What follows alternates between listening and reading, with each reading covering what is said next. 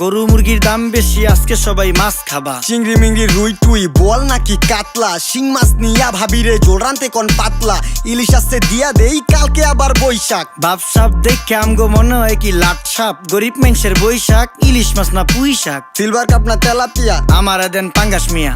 এই মাছ ধরতেও ঘিন লাগে হাত দিয়া। দেখছেন কি কয়, হ্যাঁ হের লাগে গিনা, বাজারের সব জিনিসই স্বর্ণের দামে কিনা।